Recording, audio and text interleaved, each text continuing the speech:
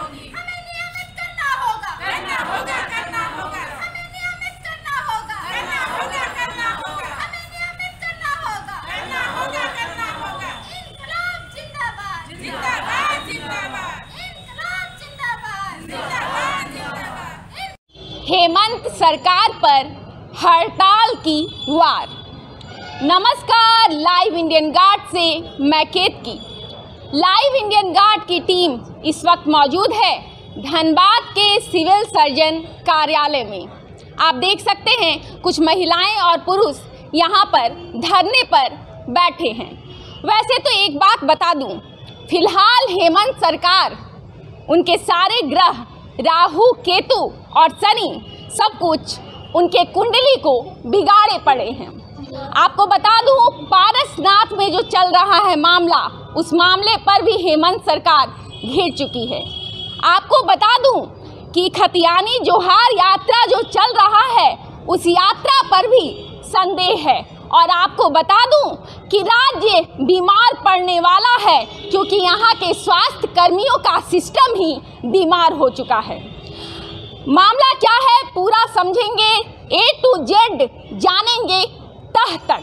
आइए बात करते हैं कुछ स्वास्थ्य कर्मियों से और जानते हैं उनकी पीड़ा क्या है और उनके दर्द का इलाज कौन कर सकता है।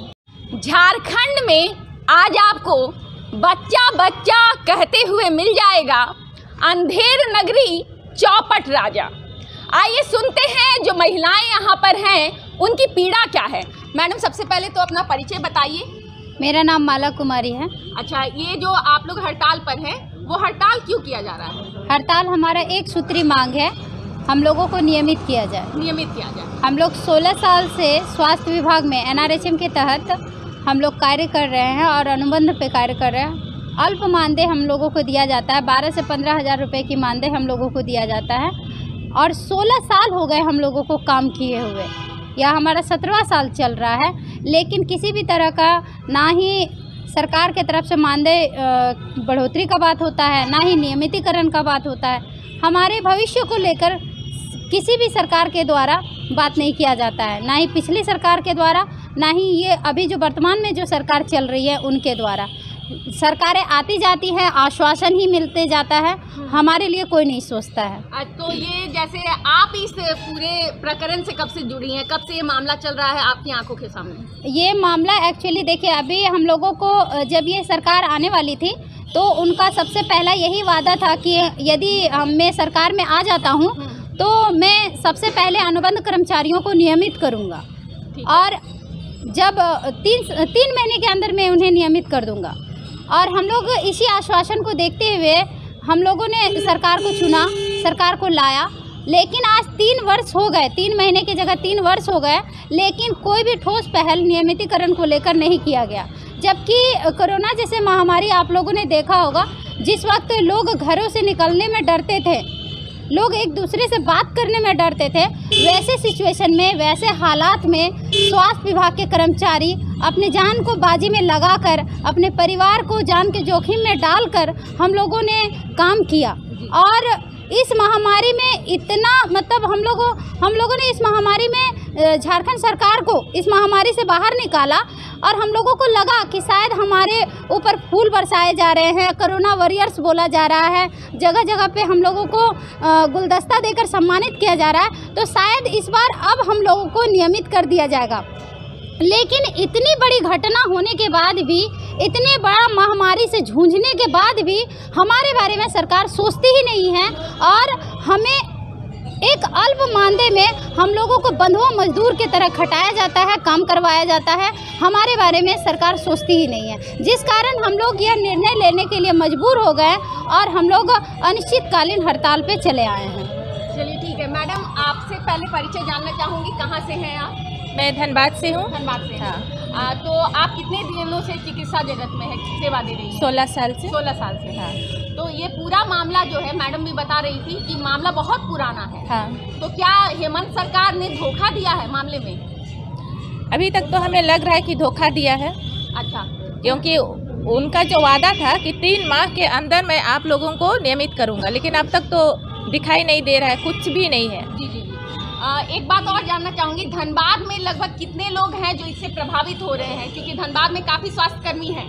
हाँ, पूरा जिला ही प्रभावित है। पूरा जिला पूरा जिला प्रभावित। लगभग कितने लोग होंगे, अगर मैं गिनना चाहूँ तो कितने नंबर, कितनी संख्या में लोग होंगे जो इससे प्रभावित हो रहे हैं? इससे तो हम लोग पौने 200 लोग। और अभी मान लीजिए आप लोग यहाँ पर हड़ताल पे हैं, तो हॉस्पिटलों की दशा कैसी है? हॉस्पिटलों की दशा आप जाकर खुद देख लीजिए। अच्छा, आप बताइए, आपको जो पता होगा। हमारा जो टीकाकरण का काज है पूरी तरह से ठप है। ठीक है। और जितने भी योजनाएं हैं हमारे द्वारा ही संचालन किया जाता है। सरकार की जो भी योजनाएं हैं वो भी पूरी तरह से ठप है। लेबर रूम में भी हमारा जो योगदान है वो पूरी तरह से ठप है। लैब टेक्नीशियन है, एक्सरे टेक्नीशियन है, सभी का काम बंद है। तो मतलब केवल डॉक्टर्स हैं अभी अस्पतालों? हाँ, डॉक्टर्स हैं अस्पतालों में। आप सोच सकते हैं कि हमारा जो योगदान है जी वो कितना बड़ा है। बिल्कुल बिल्कुल, उससे तो मैं इनकार नहीं कर रही हूँ। लगभग हम लोग आज के डेट में स्वास्थ्य विभाग में 33 तरह के प्रोग्राम चलाए जाते हैं। अच्छा। जिसमें आपका इम्यूनाइजेशन है और प्रसव है, फिर साथ ही मलेरिया है, फलेरिया है। इम्यूनाइजेशन के साथ साथ फिर आपका ओटी है, ओपीडी है। तो इस तरह मिला के कुल टोटल लगभग 33 तरह के स्वास्थ्य विभाग में कार्यक्रम चलते हैं, जो कि आज के डेट में प्रभावित हो रहा है पूरी तरीके से। क्योंकि टेक्निकल जितने भी टेक्निकल हैंड हैं सारे के सारे हम लोग अभी हड़ताल में चल रहे हैं। चलिए, आप सुन रहे हैं, देवता कहते हैं, हम लोग भगवान कहते हैं किन्हें? डॉक्टर्स को। लेकिन उन डॉक्टर्स की जान होते हैं, हाथ और पैर होते हैं ये कर्मचारी, स्वास्थ्य कर्मचारी। हम खोजते हैं जब हम जाते हैं हॉस्पिटल्स में और हमें ज़रूरत पड़ती है अपने लैब में जांच करवाने की, तब यही देवदूत बनकर आते हैं और हमारे जीवन को बचाते हैं। आपको बता दें कि जब भी किसी हॉस्पिटल में हम लोग जाते हैं, आपने भी महसूस किया होगा, डॉक्टर सबसे पहले जांच के लिए भेजते हैं, फिर दवाएं लिखते हैं। और जब जांच ही नहीं हो पाएगी तो दवाएं क्या लिखी जाएंगी और इलाज कैसा होगा? फिलहाल धनबाद की क्या दशा है हम आपको दिखा रहे हैं। पूरे झारखंड के सारे जिलों का बस यही हाल है। एक अभूतपूर्व प्रदर्शन हुआ है 1-2 दिनों पहले झारखंड की राजधानी रांची में। बहुत सारे मीडिया पर्सन ने आपको दिखाया होगा, आपने काफ़ी चैनल्स पर भी देखा होगा किस तरीके से झांसी की रानी के रूप में, रौद्र रूप में वो प्रदर्शन कर रही थी। और ज़्यादातर जो कर्मचारी थी उसमें स्वास्थ्यकर्मी जो थी वो महिलाएं थीं और इस आंदोलन को लीड कर रही थी। वो इस दौरान बैरिकेडिंग तक उन्होंने तोड़ दिया। उनका कहना था कि उन्हें दिग्भ्रमित किया गया है। वो सीएम हाउस का घेराव करने जा रही थी। उनकी इच्छा थी, वो चाहती थी कि उनकी बात सीएम से हो। हालांकि उस दिन सीएम खुद रांची से बाहर थे और उनकी मुलाकात नहीं हो पाई। परंतु उस दिन के बाद से अब ये बेमियादी हड़ताल शुरू हो चुका है। आइए कुछ और लोगों से बात करते हैं। मैडम, आप अपना नाम बताइए। मेरा नाम रीना शर्मा हुआ। मैडम, यहाँ आप कितने दिनों से हैं स्वास्थ्य जगत में काम कर रही हैं? 15 साल कंप्लीट हो गया मैडम, 16वें साल में। 16वें साल में। मैडम ने बताया कि केवल 15 से 20 हज़ार के आसपास का कोई वेतन मिल पाता है। मैडम 20,000 नहीं, 16,000 ही मात्र मिल पाता है, 15 से 16 जी। तो उसमें आप तो खैर काम कर रही हैं यहाँ पर, क्या क्या दिक्कतें आती है? क्योंकि 15 से 16 आजकल तो महंगाई भत्ता जोड़ने का बहुत सारी प्रॉब्लम है मैडम हम लोग के साथ में। हम लोग का जितने अल्प मानदेय में हम लोग जॉब कर रहे हैं, दूर दूर एरिया में हम लोग को जाना पड़ता है, जिसमें सारा कुछ अपने मैनेज करना पड़ता है। घर से, ड्यूटी से, हर प्रोग्राम हम लोग करते हैं मैडम। हमारी बस सीएम सर से यही बोलना मैं चाहती हूँ कि आखिर अनुबंध कब तक? 15-16 साल हम लोग का हो गया मैडम, अब हम लोग कब तक, आखिर कब तक? मैडम, एक बात तो ये भी बताइएगा कि कितनी महिलाएं हैं धनबाद जिला में जिनको आप जानती हैं कि स्वास्थ्य, मैडम ने बताया कि 200 लोग हैं जी लगभग जो यहाँ पर स्वास्थ्य कर्मी हैं, अनुबंध पर हैं। जी। कितनी उनमें महिलाएं हैं? लगभग 116 के आसपास। तो मतलब मैं कहूँ तो आंकड़ा लगभग 50-50 का है। जितनी महिलाएं हैं उतने पुरुष भी। Yes madam. तो अभी आप लोग यहाँ धरने पर हैं, घर कैसे संभालेगा? घर संभाले मैडम, दोनों करते हैं। दोनों कर रहे हैं? यस मैडम, दोनों करना पड़ता है। चलिए ठीक है। आप सुन रहे हैं, एक नारी जो है आजकल जब घर से पाँव बाहर निकालती है और कार्य क्षेत्र में आती है तो उसके पास चुनौतियां पहले से ही कम नहीं होती, हजारों चुनौतियां होती हैं। और उसके बाद सरकार ने एक और चुनौती दे दी है धरना प्रदर्शन करने की। आप धरना कीजिए, हम हक तो देने वाले नहीं हैं। हालांकि आशा टूटती भी नजर आती है क्योंकि ये बेमियादी हड़ताल तक बात है और बात कोई एक दिन पुरानी नहीं है, वर्षों से ये मामला चल रहा है। मैडम, आपसे मैं जानना चाहूँगी, कितने वर्षों से आप सेवा प्रदान कर रहे हैं? 15 कंप्लीट हो गया, 16वां चल रहा है। 16वां चल रहा है। आपने अपने जीवन का इतना दिन इसमें लगाया है, उसके बाद अभी हेमंत सरकार से जो आप लोगों की मतलब दिखते हैं, जो आप कह रहे हैं कि हेमंत सरकार ने छला है, उस पर आप क्या कहना चाहेंगे? परमानेंट करने के लिए मैम। परमानेंट करना है। अच्छा, हमारे कितनी बहन रिटायर हो गई मैडम, एज उनका चला गया अनुबंध पर ही। आखिर अनुबंध हम लोग कब तक चलेंगे, कब तक झूलेंगे? आप सुन रहे हैं, पीड़ा है ये, हेमंत सरकार के प्रति रोष है ये। केवल एक ही मांग है इनकी, परमानेंट किया जाए। अभी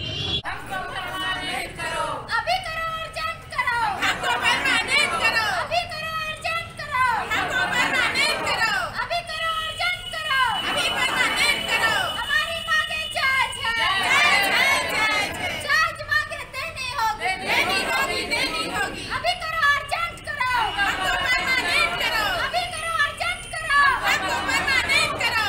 हमारी मांगे जायज है, जायज मांगे देनी होगी, देनी होगी, देनी होगी। जायज मांगे देनी होगी, देनी होगी, देनी होगी। ये नारे आप सुन रहे होंगे, इन नारों में रोष है, आक्रोश है। हेमंत सोरेन के खिलाफ महिलाओं ने, पुरुषों ने, अनुबंध आधारित स्वास्थ्य कर्मियों ने मोर्चा खोल दिया है।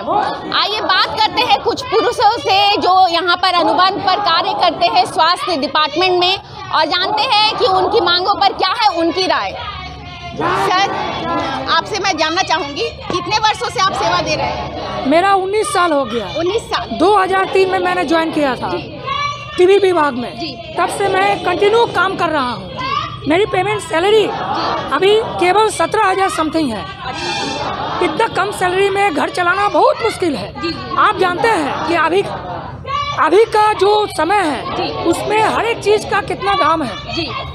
इतना मुश्किल है अपने बाल बच्चों को अच्छे स्कूल में पढ़ाना, वहाँ फी देना, घर का खर्चा, भाड़ा में मैं रहता हूँ। अभी तक एक ज़मीन तक नहीं खरीद पाया क्योंकि पैसे नहीं है, पैसा बचता ही नहीं है।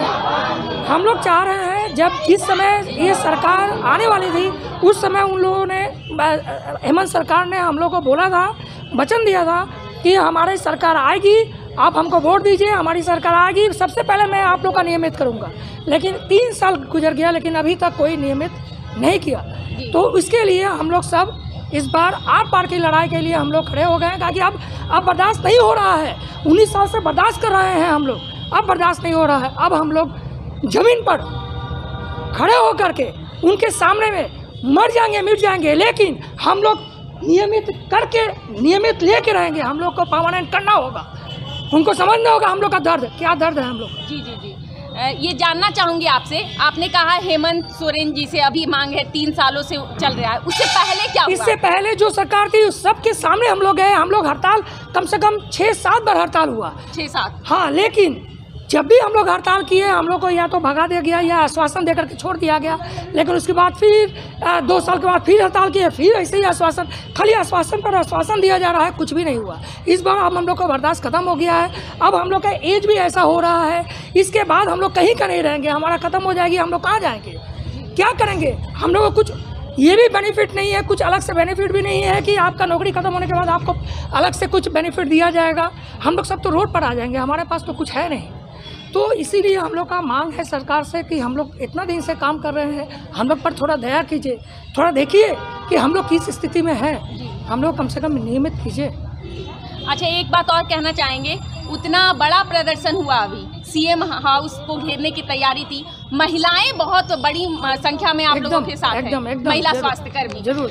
और आप तो पुरुष हैं और सहयोगी हैं उनके इस कार्य क्षेत्र में। क्या चुनौतियां आ रही हैं? मैं तो समझ रही हूँ कि ये दोनों के लिए चुनौती भरा सफर है, अपने हक के लिए इतनी लंबी लड़ाई लड़ रहे हैं आप, लेकिन महिलाओं के लिए आपको क्या लगता है कि उनके लिए कौन सी और चुनौतियाँ सरकार पैदा कर रहा है? देखिए, सरकार तो चुनौती पैदा कर ही रहा है। जी।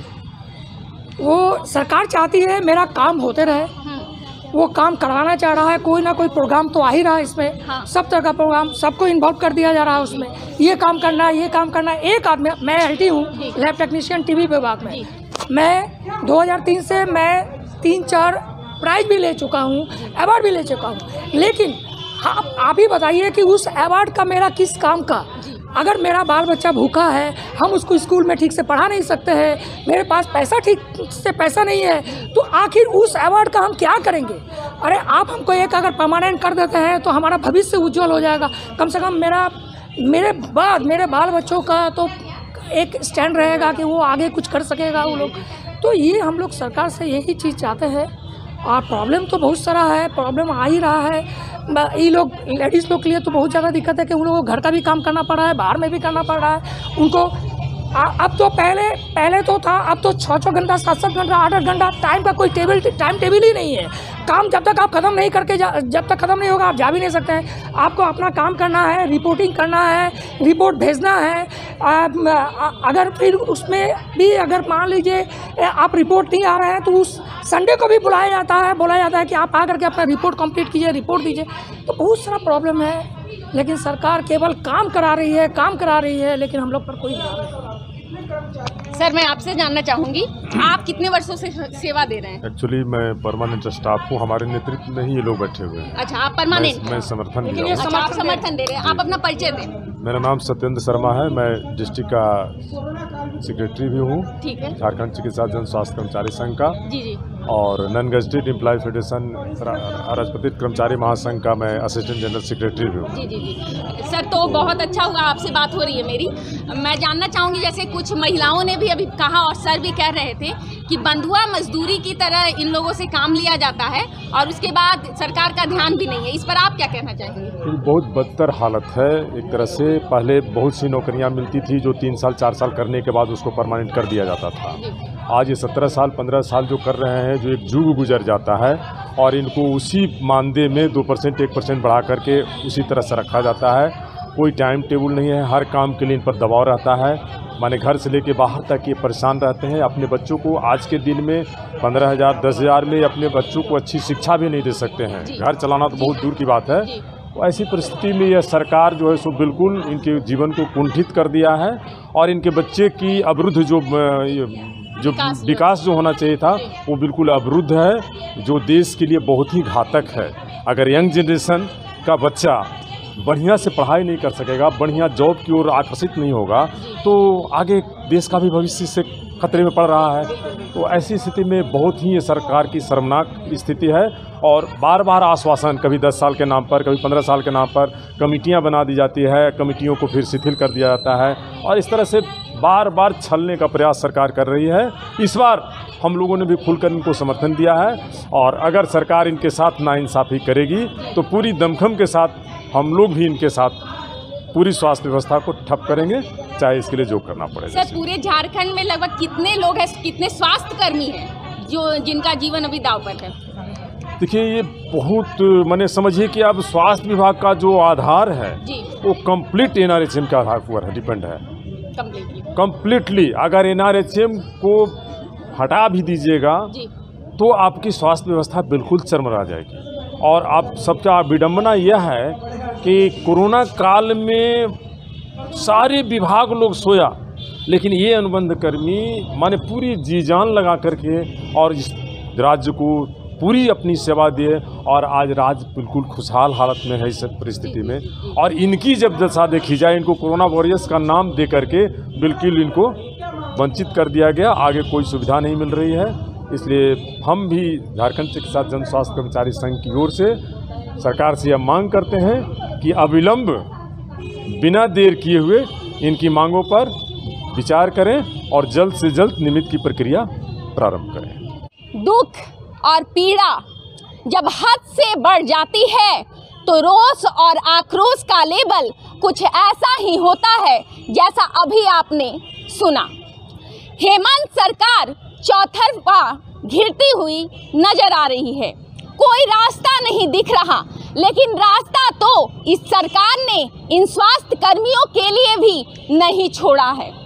2 जून की रोटी पर आज सवाल आ खड़ा हुआ है। बच्चों की शिक्षा तक अच्छे ढंग से नहीं हो पा रही है। 16-17 हजार रुपए की कमाई में कोई अपना घर चलाए तो चलाए कैसे, ये भी बड़ा प्रश्न है। हालांकि बता दूं, जो अभूतपूर्व नज़ारा अभी 2 दिनों पहले रांची ने देखा है। रांची में सीएम हाउस को घेरने की तैयारी थी।